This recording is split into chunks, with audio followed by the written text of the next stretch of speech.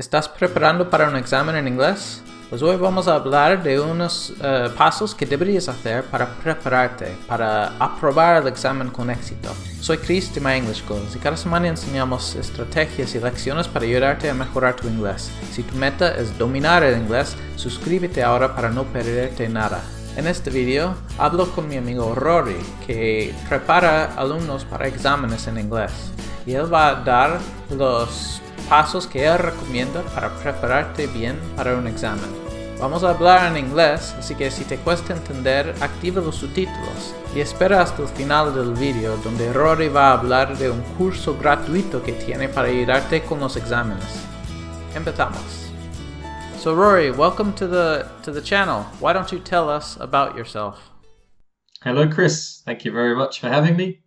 So my name is Rory, or Cambridge Rory, and I am a native English teacher from England in the UK, and I specialize in helping students from around the world pass Cambridge English exams, specifically the B2 First or FCE and C1 Advanced or CAE English exams. Great. Yes, I know. Taking exams, nobody likes to take exams, but they are a good way to show how far you have progressed in English, right? Which can help with jobs and everything. Exactly. Yeah. They can help with jobs. They can help with getting into universities. So today you are going to tell us about some test-taking tips that you have, right? You've helped with your students. Well, there's an 8-step strategy that I really try and get my students to follow when they are preparing for an exam. So I can tell you that strategy if you like. Awesome. Yeah. So tell us, what is your first tip? Okay, so the first step I would say of this strategy is to learn the format of the exam you want to take.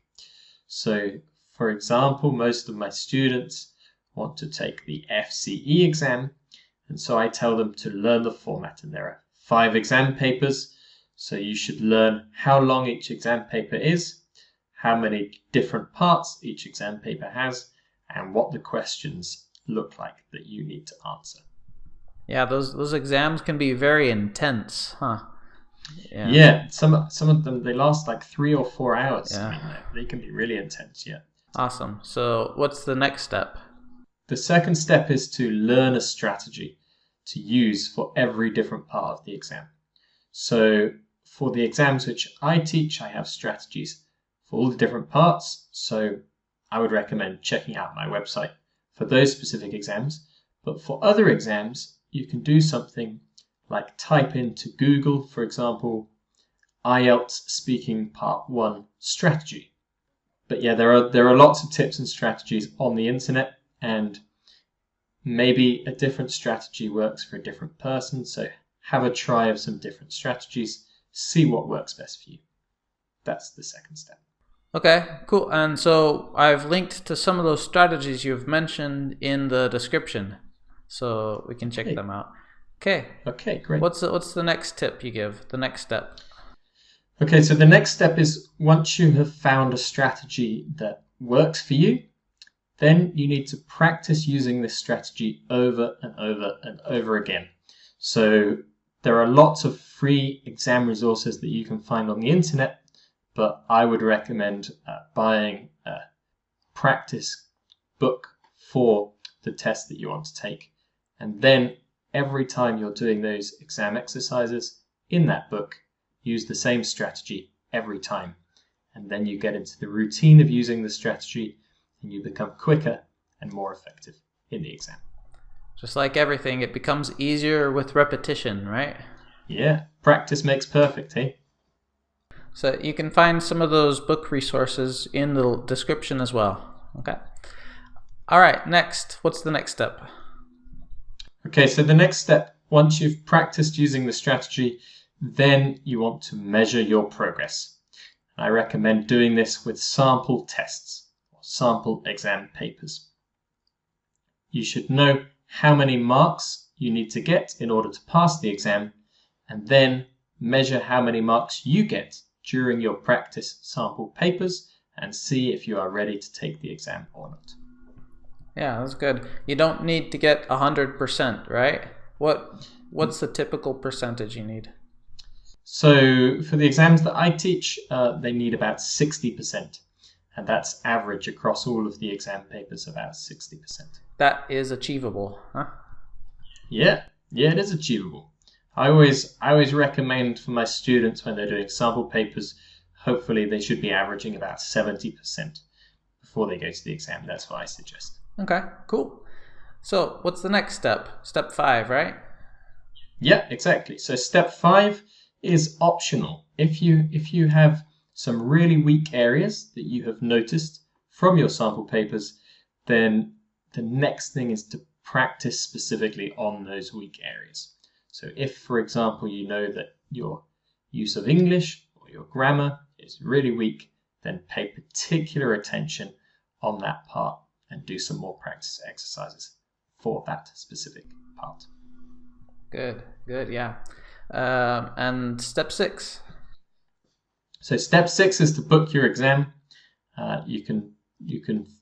There are some really useful websites where you can book exams, and if you would like, Chris, I could put a link to a useful website where if you have any students who want to do the FCE or CAE, they can go to this website and find their nearest exam center. Sure, yeah, it sounds like good. We'll put that in the description as well. Okay. Awesome, yeah. So now you've prepared, you've practiced, you've found what you're weak in, and you've practiced to become better at it. You know what's on the exam, you know where to take the exam. What's next? Okay, so you know where to take the exam, you booked your exam. Just check to make sure that you've got the details back from the exam board that you have booked with. Because sometimes students start to panic because they haven't heard from the examiners or from the center, the examination center. They start to panic. So check your emails, make sure you have received confirmation from that center. If not, then it's probably worth giving the exam center a call just to check that they are definitely going to have you there to do the exam on that specific exam date that you chose. Yeah, it doesn't hurt to make sure everything is right, and that helps reduce stress, right? Exactly, and that is what leads me on very nicely to the 8th and final step, which is to plan your exam day. So make sure you know how you're going to get to the exam center, make sure you know what time you need to leave, and that you're prepared if you need a pencil with you or a pen with you, and all these types of things, because you want to make that day as stress-free as possible. Taking an exam is already stressful, so try to relieve that stress by preparing for the exam day. It's interesting to look at like the studies people have done with people who go into exams stressed versus relaxed, at how much better they do when they're relaxed, right? Exactly. I think learning languages especially is a lot easier if you're relaxed, but I think in general people make better decisions if they're relaxed. So definitely doing everything you can to be relaxed for those tests. That's it. And it can be difficult, but that's why all of my work is focused around trying to get the students prepared and into that exam mentality for exam day. So great. So if anyone watching this needs to take an exam, check out Rory's channel. Check out the advice he gives on there and the free resources he has on his website as well. Okay, yeah, so we should also tell your students that we have a video on my channel with you in as well, Chris, and that's going to help them a lot with their trying to speak more, even if they don't live in an English-speaking country. Right, so yeah, and you'll find that link to that video in the description as well. So, thanks for all these great tips, Rory. So, what would you recommend students do now?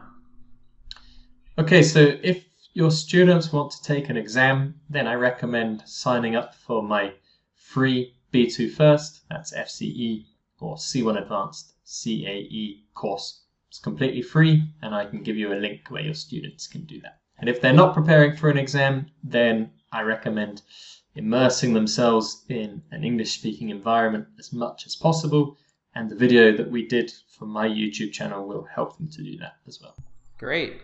You'll find those links in the description. So, thanks for coming on the channel today, Rory. I'm sure we'll talk again later. Yeah, for sure, Chris. It was nice speaking to you, and I hope the video is useful. Thanks. Bye. Recuerda, los links a todos los recursos que hemos dicho están en la descripción abajo. Dime en los comentarios qué piensas sobre estas estrategias que Rory ha compartido y si te gusta ese tipo de colaboración que hago con otros profesores en inglés. Y si te ha gustado el video, dale like y suscríbete para no perder los siguientes. Hasta el siguiente video. Keep practicing, keep improving. Talk to you next time.